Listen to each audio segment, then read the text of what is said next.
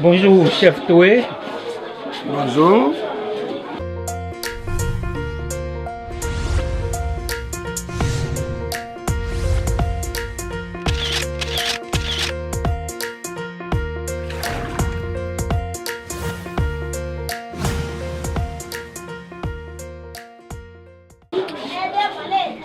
Je vois derrière vous toute une assemblée.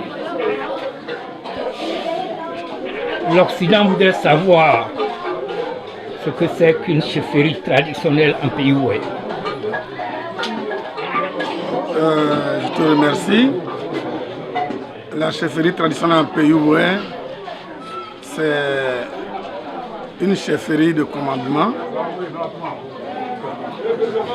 qui s'occupe des us et coutumes du pays ouest. Et les us et coutumes sont représentés chez nous par beaucoup de traditions. Donc la chefferie en pays ouest, c'est un peu cela. Les us et coutumes en pays ouest. Voilà.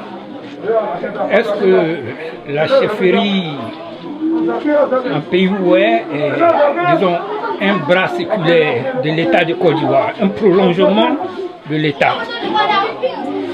Oui. En fait, la chefferie en pays ouest, elle a plusieurs entités. Mais la chefferie villageoise, qu'on appelle les chefs de village, sont le prolongement de l'administration, de l'État central. Donc dans un village, le chef de village, il est le représentant du chef de l'État. Il est le représentant du préfet, du sous-préfet. Ainsi, il représente l'État de Côte d'Ivoire dans son village. Il n'est pas en fait traditionnel parce qu'il est régi par des tests. Le chef de village, il applique les tests de l'État de Côte d'Ivoire. Mais quand on prend par exemple dans la chefferie traditionnelle, quand on prend les chefs de canton, les chefs de tribus et les chefs de province, ils sont purement, si vous voulez, ils sont purement honorifiques. Ils n'ont pas d'attribution propre. Alors qu'un chef de village, il a des attributions. Un chef du village, par exemple, peut régler, je prends un exemple terre à terre, en cas de meurtre, par exemple. Un chef du village peut régler ça, ou ça c'est au-delà de ses compétences? Il y a les affaires que la loi donne le droit au chef de village de régler. Les affaires commerciales, les affaires civiles et autres. Mais les affaires pénales sont du domaine de la gendarmerie et de la police. Parce que ça c'est criminel, le chef ne peut pas régler. Mais, lorsque ça se passe, un meurtre se passe dans un village et que les familles s'entendent sur le minimum pour dire, écoutez, il y a eu meurtre, mais nous sommes des alliés et qu'on souhaiterait que ça n'aille pas devant l'autorité compétente et que ce soit réglé au niveau du village, ça se règle au niveau du village. Quelle est la collaboration entre la chefferie traditionnelle ouest et les autres chefferies sur le territoire national? En fait, les chefs sont tous des chefs traditionnels, chacun est dans sa région.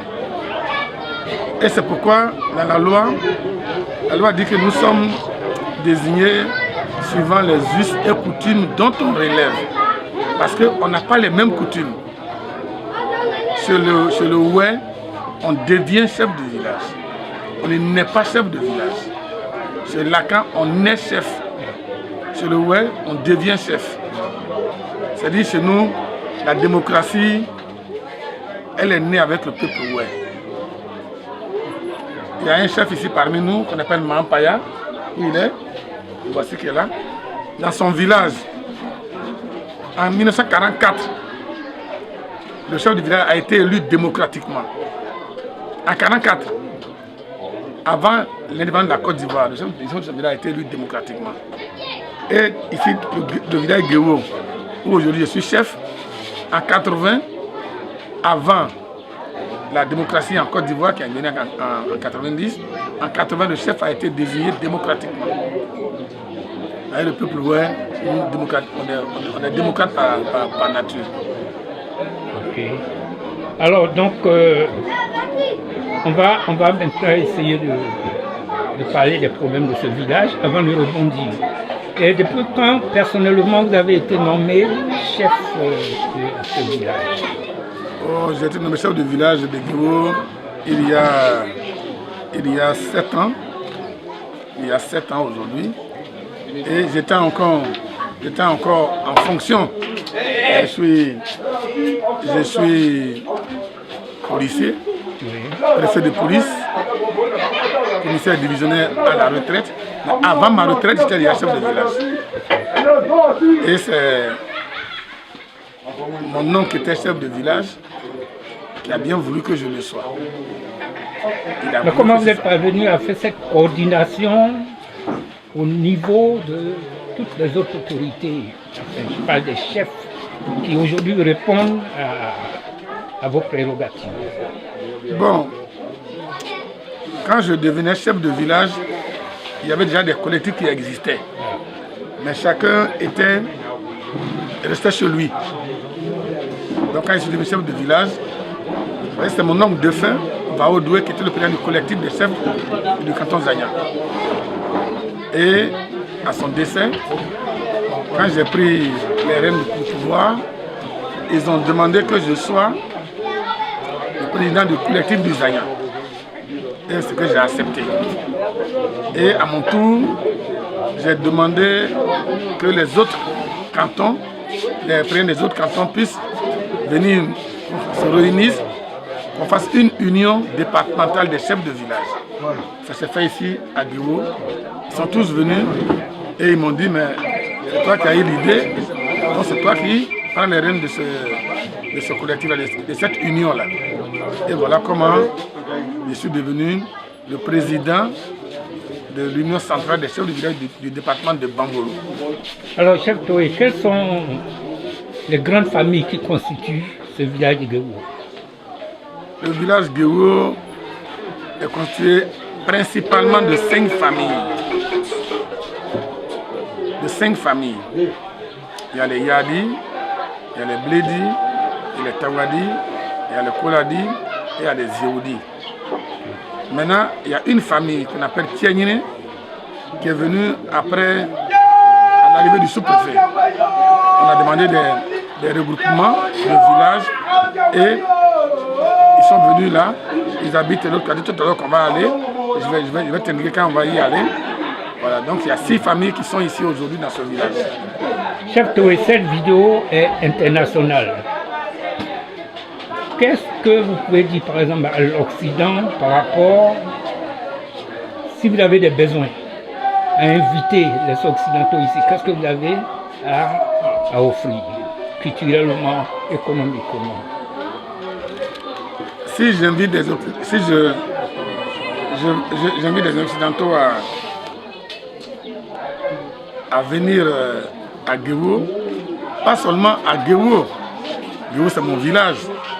Ici, je n'ai qu'un lieu touristique qu'on appelle le Sébaé, qui est un des anciens villages de nos ancêtres. Tout à l'heure, vous allez même voir d'ici, on voit Sébaé, on voit les arbres, on voit la forêt qui est là-bas. Donc c'est ce que je peux offrir aux touristes en saison sèche. Ils viennent voir ce que c'est que le Sébaé. Maintenant, les besoins de mon village sont, vous savez, on sort d'une crise et on a demandé qu'il y ait le plan Marshall de l'ouest de la Côte d'Ivoire. La guerre civile. La guerre civile a tué plein de monde. Elle a détruit nos plantations, elle a détruit nos villages. Aujourd'hui, c'est une région de Guémon, c'est une région sinistrée. La région du Guémon est sinistrée. Elle a besoin de développement. Vous êtes arrivés, vous êtes des Suisses, toi et ta femme. Vous avez vu la route qu'on a pris pour arriver ici. Elle a passé une journée entière sans se parce qu'elle est fatiguée. Elle a vu l'état de la route. Et c'est ça que nous vivons ici. Les routes sont dégradées, mauvaises. Donc vous attendez à un jumelage avec... Tout à fait ça. Un jumelage avec une région suisse qui va nous aider à avoir le minimum vital. Ici, nous avons des dispensaires, nous avons des maternités, nous avons des écoles. Beaucoup de choses manquent. Donc, il faudrait que des gens de bonne volonté puissent nous aider à avoir tout ça. Pas seulement pour mon village, non, pour tous les villages du département de Bangolo. Voilà, pour que les gens puissent vivre à l'aise, les enfants puissent... Voyez-vous, un enfant qui va à l'école qui ne mange pas à midi. Ça fait ici en Suisse, hein? L'enfant va à l'école le matin. Il ne mange pas, il va à l'école. À midi, il ne mange pas. Il attend le soir que ses parents viennent pour manger. Il y a des cantines qu'on doit cuisiner dans les écoles. Il faut les équiper. Parce que quand il y a une cantine, il y a à manger.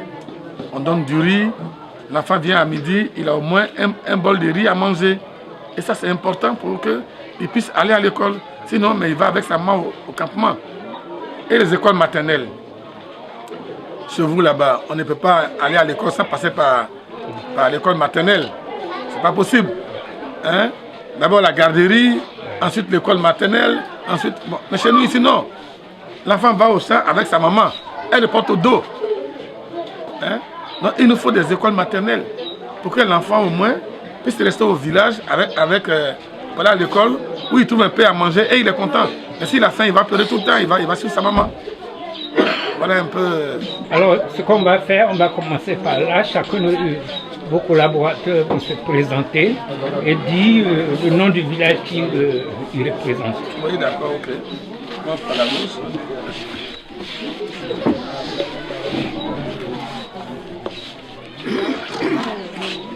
Oui, merci. Moi, c'est Hiro Raymond. Hiro qui signifie en pays ouais, Hiro, le soleil. Je suis de Nanandi, je suis chef de village de Nanandi, élu depuis 2013, investi.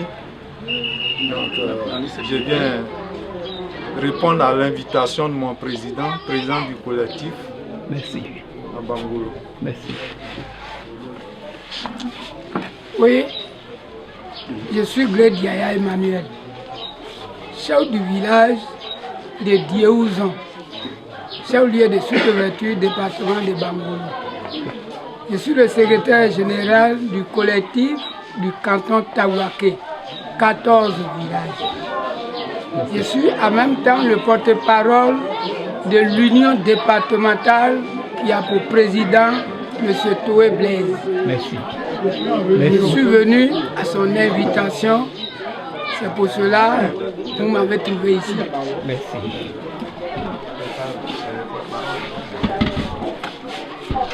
Je m'appelle Guillaume Paya, chef de village de Boulopou, sous-préfet de Douis Biao, département de Bangolo, président du collectif des chefs de village du canton de Biao.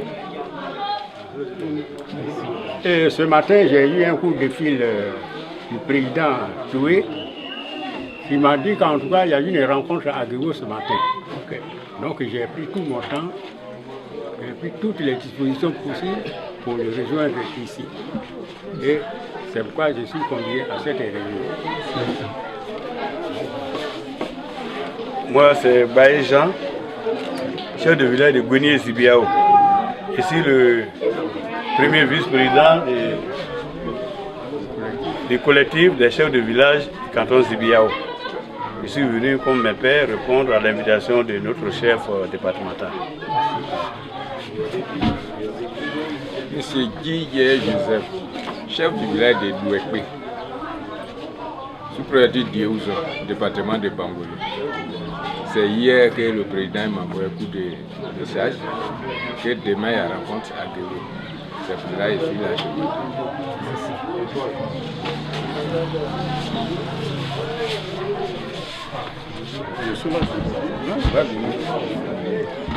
Je suis Maison Ben Maurice, chef du village de Gozon dans la sous-préfecture de Guéyébli. Secrétaire général du collectif des chefs du village de la sous-préfecture de Guéyébli, président du collectif du village du canton Zanier, du département de Djokwe. Nous sommes là à l'invitation du président Toué, parce que c'est lui qui nous a informés et nous avons pu mettre notre collectif sur pied. Et tout à l'heure, vous avez posé la question au président Toué concernant les besoins de nos populations. Effectivement, le président Toué l'a dit, la région est sinistrée et tous les villages de la région du Guémon ont besoin de l'aide pour pouvoir survivre à nos besoins. Sinon, les populations souffrent énormément. Vous êtes chef, oui. C'est M. Paul Daumont. Je suis le chef de terre de Kéou. Chef de terre De Kéou. Quelle est la différence entre un chef de terre et un chef comme le chef Touré? Merci beaucoup. La différence est que les chefs de terre, ils sont là uniquement que pour trancher les litiges de la terre. Justement, en parlant de terre, c'est un point très crucial. La diaspora, ouais, en Europe. Vos enfants là-bas sont très préoccupés par les histoires de terre et de forêt. Et c'est à leur intention même que cette vidéo est faite. Ils parlent de terres qui sont bradées. Pourtant, eux, ils ont des enfants là. Ils reviendront ici. Vous pouvez expliquer un peu cette histoire de terre ou de forêt, de ouais, dont des gens s'emparent. Parce que c'est une évidence. L'Occident en parle. Faites une petite précision là-dessus. J'espère que vous m'avez compris, mais je fais ça, je pose des questions plus mécaniques. Oui, bon, on a tout compris. Enfin, vous le savez, quand on parle de la terre, ce n'est pas la terre sur laquelle on marche, mais c'est pour voir ce que nos ancêtres nous ont laissé, pour voir la forêt classée où on a des plantes ou les arbres, pour montrer à la longue à nos enfants.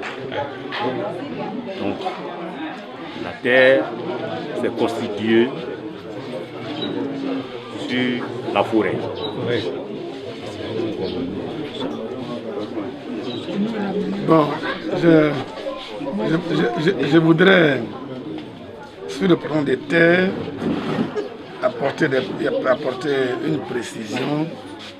Vous savez, les chefs de terre sont, si vous voulez, sont l'émanation de la volonté des villageois eux-mêmes. Ouais. Parce que quand l'administration a voulu que les terres... Parce que chez nous, à l'ouest, il n'y avait pas, surtout dans le pays ouest, il n'y avait pas cette histoire de chef de terre. Oui. Ça existait chez les Koumen, où moi j'ai fait, ça existe chez les Akans, les chefs de terre. Ça n'existait pas ici. Donc c'est en prélude à la délimitation des terroirs que la notion de chef de terre est arrivée ici. Et ils sont nommés par le chef de village. C'est lui qui signe les chefs de terre. Le chef ne désigne pas les chefs de terre. C'est le chef de village qui désigne le chef de terre. Sa mission principale, c'est de l'aider à gérer des problèmes fonciers. Et à côté de lui, il y a le président du titre foncier qui est aussi là, qui s'occupe aussi du périmètre foncier du village. Bon, eux, ils sont au parfum. Si vous voulez, ce sont des personnes de ressources. Chef Toué, oui. Nous voulons savoir si les terres sont mises en location ou sont vendues. Voilà. C'est les terres Il y en a qui sont mis en location. Il y en a qui ont été vendus par nos enfants. C'est une base juridique, c'est-à-dire pas de base juridique. Je vais vous dire une chose. Dans mon village, il y a des vendeurs de terre. Et vous savez ce qu'ils disent? Quand on dit bon, moi,